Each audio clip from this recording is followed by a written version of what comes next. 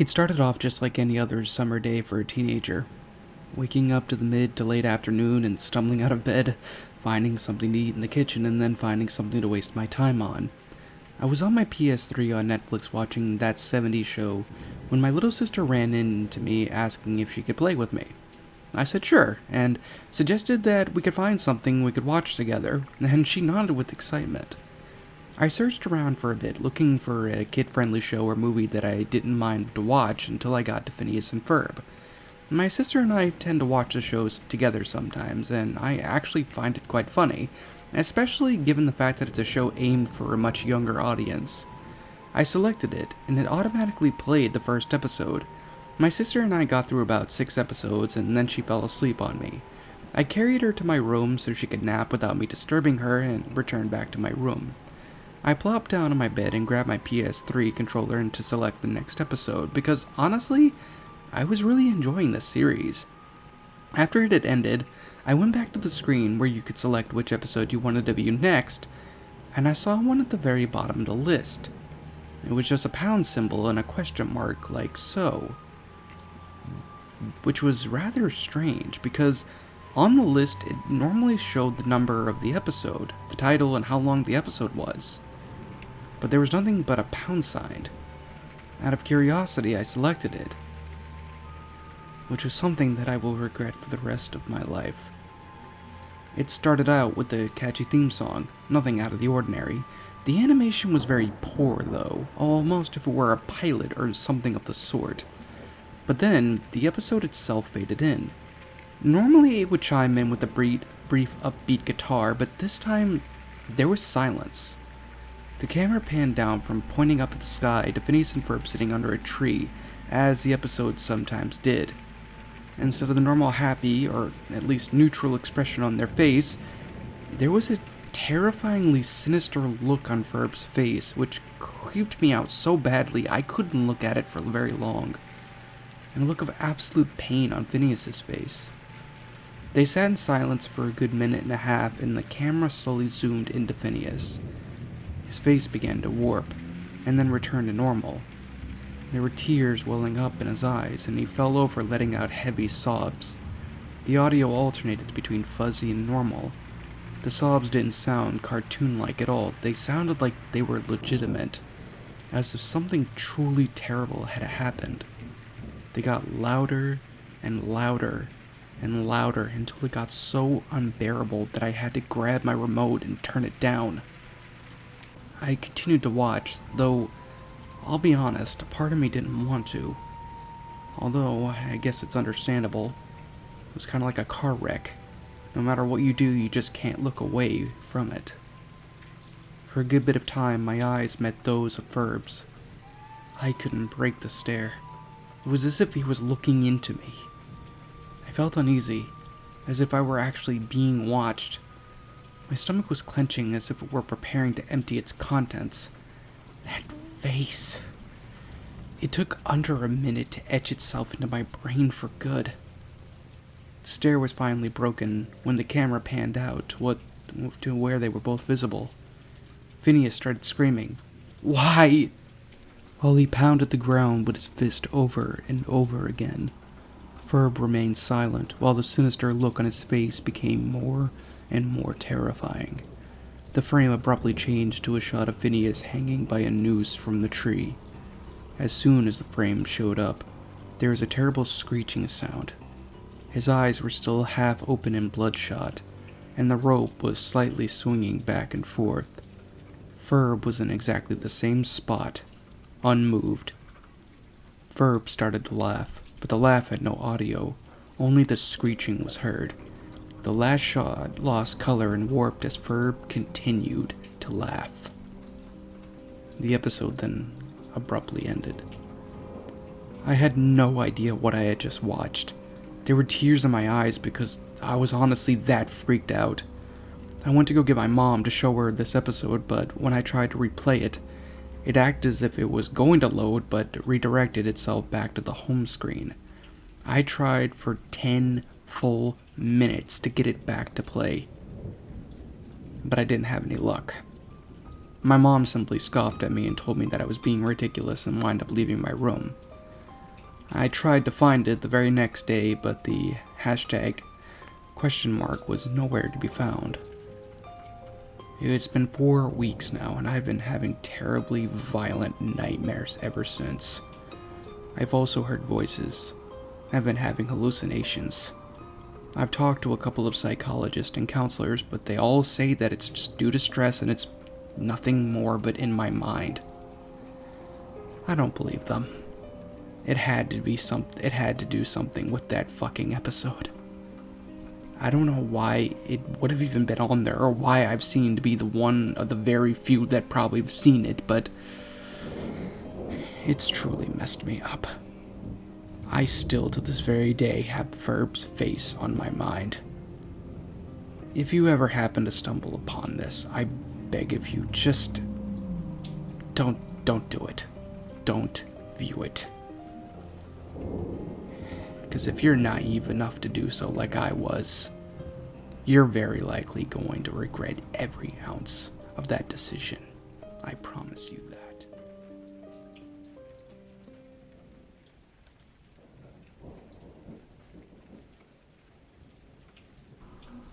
Phineas and Ferb is an original cartoon on Disney Channel created by Dan Povenmire. You know, the guy who used to work on SpongeBob and Family Guy, and Jeff Marsh. What isn't known about the series is that both creators wildly hated Disney's monopoly, and the show's real concept goes beyond just a children's cartoon.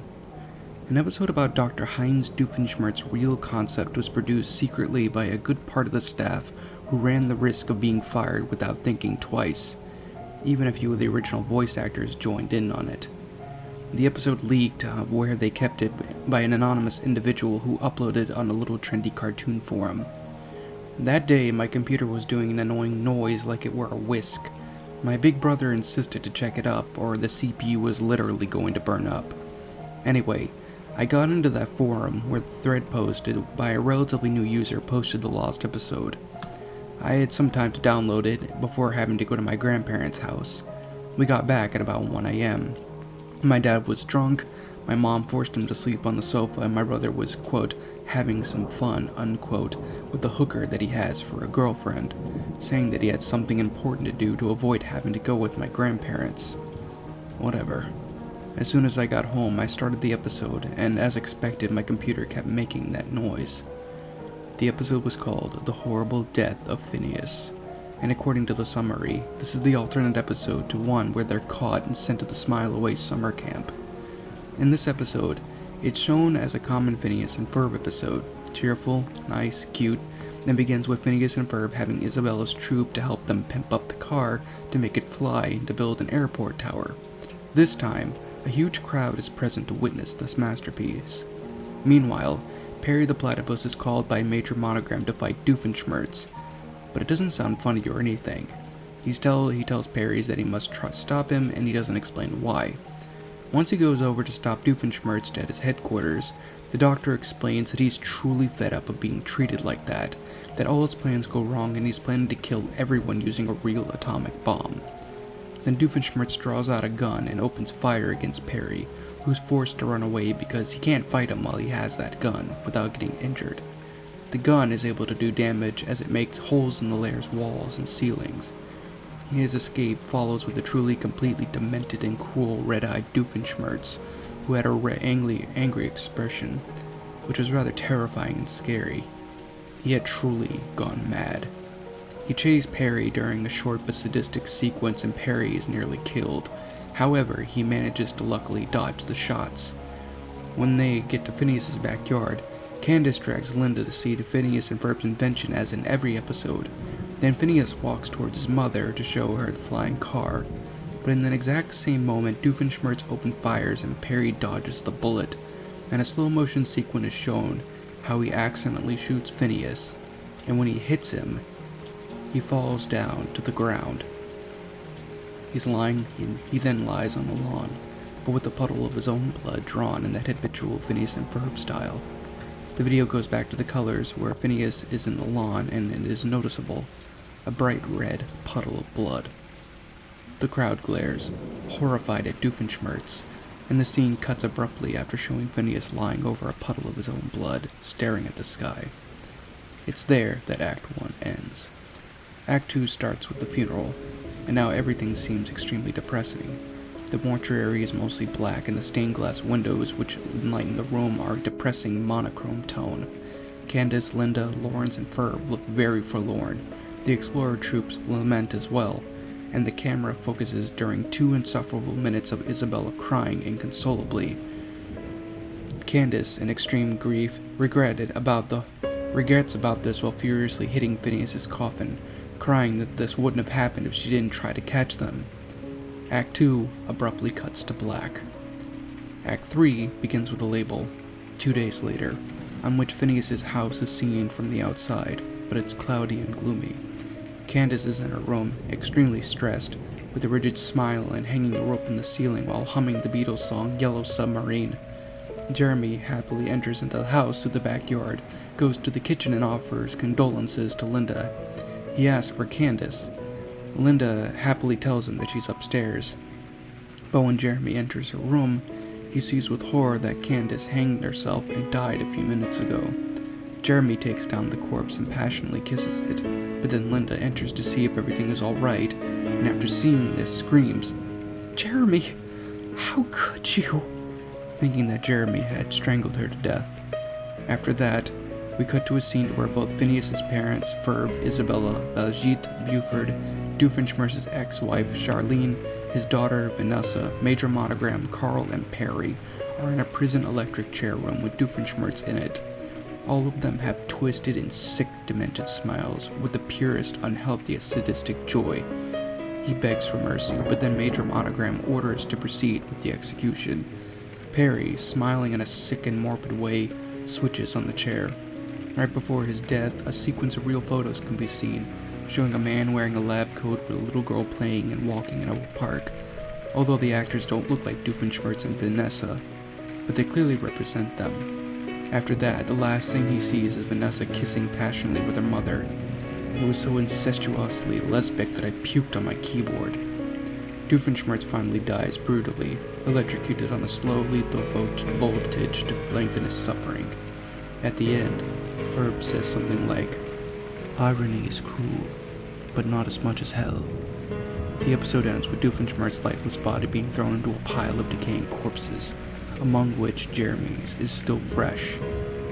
The next morning, I looked again for the episode. Google showed, among other and undesirable results, of the same forum, but their user was banned, and the file itself no longer exists.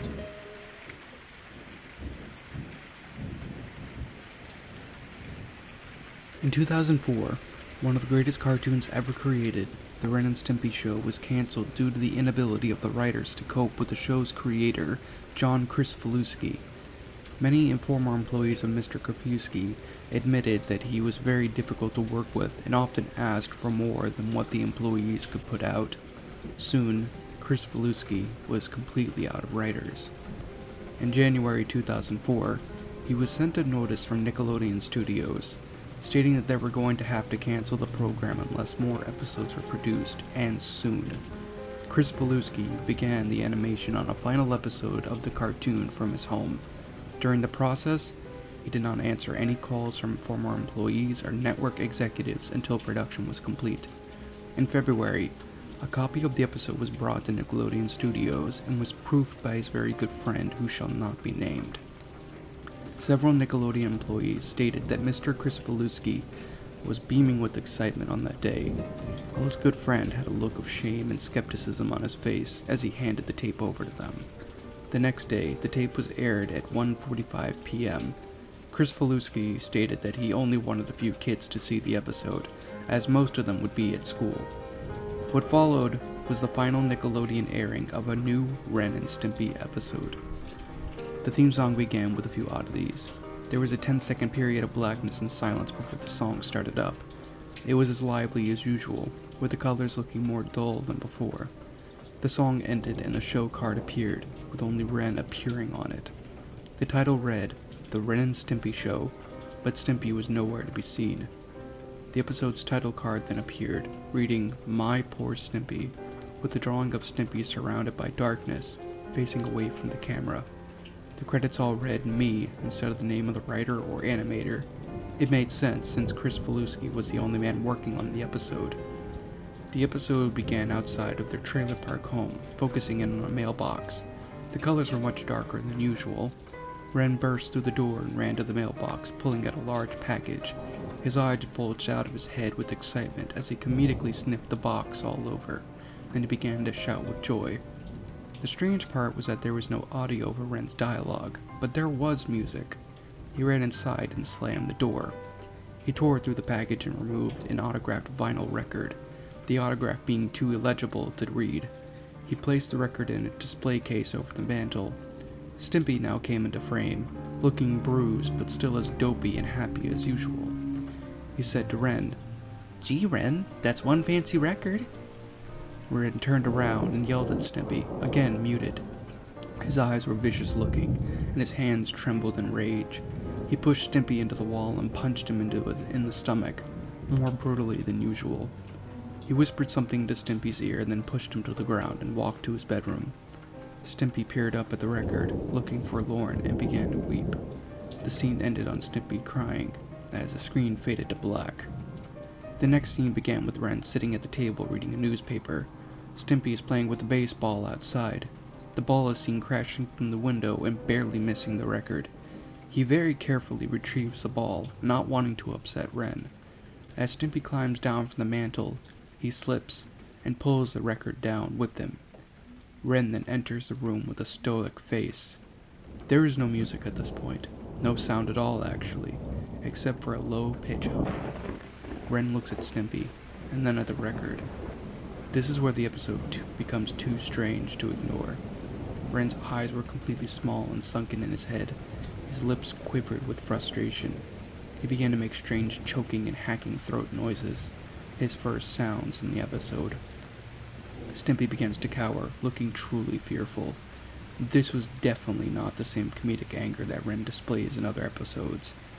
It was just plain morbid. The screen slowly zoomed in on his face as the humming grew louder. After roughly 45 seconds of this strange display, the screen fades to black again. The final scene began. Ren was sitting on his chair, only illuminated by the light of the television. The TV was tuned in to the Muddy Mud Skipper show. The camera again panned to Ren's face. He looked sleep-deprived and had a sullen look on his face. As the camera stayed glued to his face, another strange sound began to rise. This time it was of a low, very unsettling rumbling noise.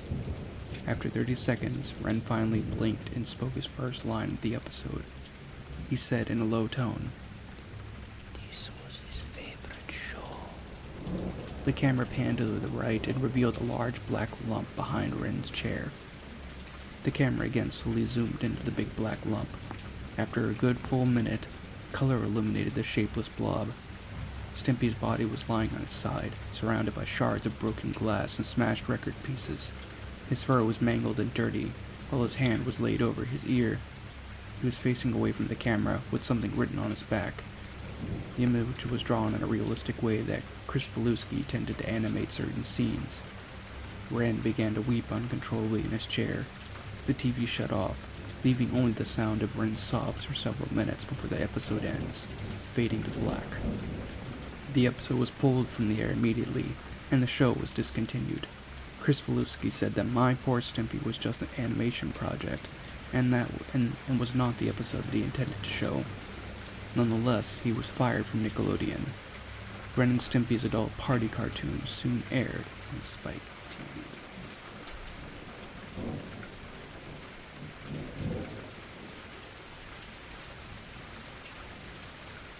As you should know, Ren and Stimpy was a cartoon show that aired on Nickelodeon in the early 90s. I was about 7 when I had first been introduced to it, and ever since then, I was hooked. I loved the gross-out humor and the adult-oriented jokes, but the 90s were over and I had to grow up. But the show always stuck in the back of my mind. I'm 29 and I hate to say it, flat broke just like my parents were. We lived in the bad part of town, and every Christmas they'd feel guilty about not being able to afford presents. We didn't even have cable growing up. I had to get my Ren and Stimpy fix at my aunt's house. I'm now living in a cheap one-room apartment. The place doesn't even have a bed, just an air mattress in the middle of the floor. I've been a bit depressed lately. My girlfriend, Esme, just broke up with me. although I figured that a healthy dose of nostalgia would help clear my mind. As I said, I don't have the money to waste on old cartoons and games. I have to focus on the quote-unquote essentials for survival like discounted rice-a-roni. I suddenly had an idea. Search the internet for episodes of classic shows.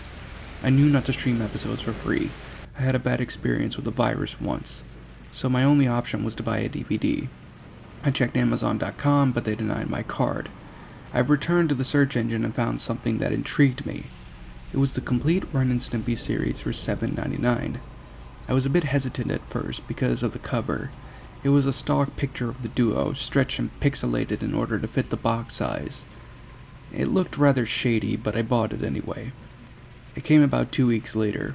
I made sure to be around my mailbox frequently because my neighbors always steal my mail, usually trying to take pizza coupons or whatever you have. I opened the package and it seemed strange. The box appeared the way that it had online, but the receipt was odd. It had the seller's logo and the rest of the paper was blank. I dismissed this as simple laziness and put the first disc into my player. Instead of opening with a few previews and a menu, the show just started abruptly. I was concerned at first, but my fears were soon put at ease. I had a big stupid grin on my face, spending hours of laugh-filled nostalgia in front of the idiot box. For the next several days, my routine was the same. Wake up, get dressed, go to work at Olive Garden, and go home to watch Ren and Stimpy until the break of dawn. I got into Disc 8, which is around the middle of the Season 3, a week later. I hadn't paid attention to the disc art when I had first got the set, but I don't see how I could have missed it. The first disc was both Stimpy and Ren standing happily together. The second disc was the same, as was the third, fourth, fifth, sixth, and seventh. The eighth disc had the identical artwork of Stimpy, but not Ren. I rubbed my eyes and stared back at it. Stimpy was standing alone. His left arm was still stretched out as if his friend was still there. I flipped to disc 9, 10, and so forth, and it was all the same. All Stimpy, but no Ren. I put the disc in the player. The screen was dark and black. I thought my TV had burned out, so I went to turn it off, and I was proven wrong. There was a loud, high-pitched screech. I jumped back into my chair, startled out of my mind. The screen was still black, only there was now a low and ominous electrical humming noise playing. The show's logo faded in. The text was a brilliant scarlet red. Stimpy was looking silly as usual, his large tongue hanging out, but Ren was once again absent. The episode's title card appeared. It read, Stimpy. I was mortified, to the point where I couldn't get out of my seat. I had to watch this. The episode seemed normal after that, but the picture quality was poor, as if it had been transferred from a VHS tape. Ren walked into the kitchen sleepily after getting out of bed. He stops on one of Stimpy's hairballs and begins to shout humorous substitutes for obscenities such as gosh darn it and oh cluck. Stimpy innocently walks into the room and asks what was the matter. Ren complains about the hairball and repeatedly calls Stimpy an ignorant moron. He then comedically slaps him around. Stimpy then grabs a rolling pin out of the counter and beats Ren over the head with it. Ren falls to the ground and begins to bleed thick, dark blood. Ren moans in pain and says, Why? Stimpy looks down at him with a low, heavy frown. His eyes look extremely detailed, as if video of real, saggy, bloodshot eyes have been layered over the drawing. Stimpy hissed between gritted teeth. I'm sick of your shit. Beating after beating. Constant fucking abuse. Ren opened his mouth to speak, but Stimpy hit him with the rolling pin again, leaving his face bloody and disheveled. Ren whimpers and begs Stimpy to stop, but he goes on anyway. The next shot is the two in silhouette. Stimpy standing with a rolling pin and Ren lying on the ground. Stimpy repeatedly whacks Ren with a rolling pin. Each time during the screech of Ren being beaten, there is, at the same time, a sickening crunch. After about 2 minutes of the screaming ended. Stimpy grabbed the body and began to laugh. A long, deep, breathy laugh. He then looked towards the viewer and said,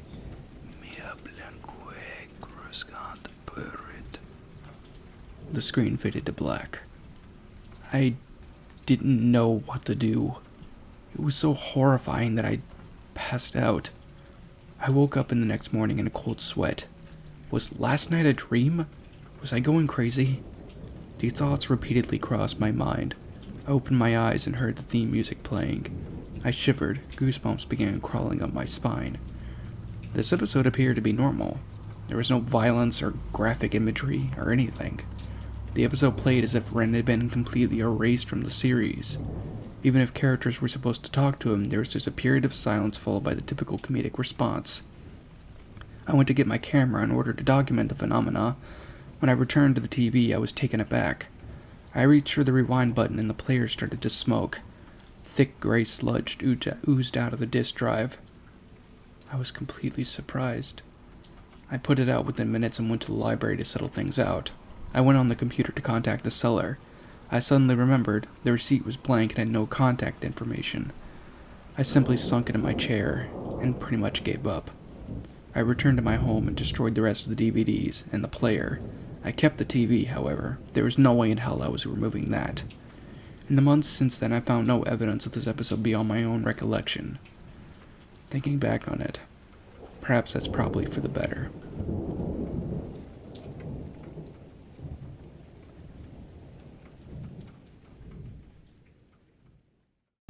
In fear and surprise, as your eyes widen, your mouth goes dry with each battered breath.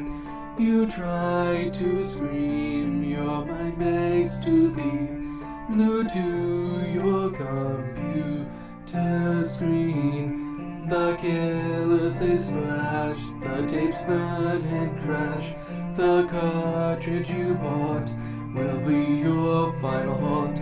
The rituals of hate will seal your fate. The tears you shed will be from the fear-gripping, horror-driven, nightmarish, gore-filled, terrorizing, hateful, burning, violent, rage-inducing, knife-slashing, blood-splattering, silent screams.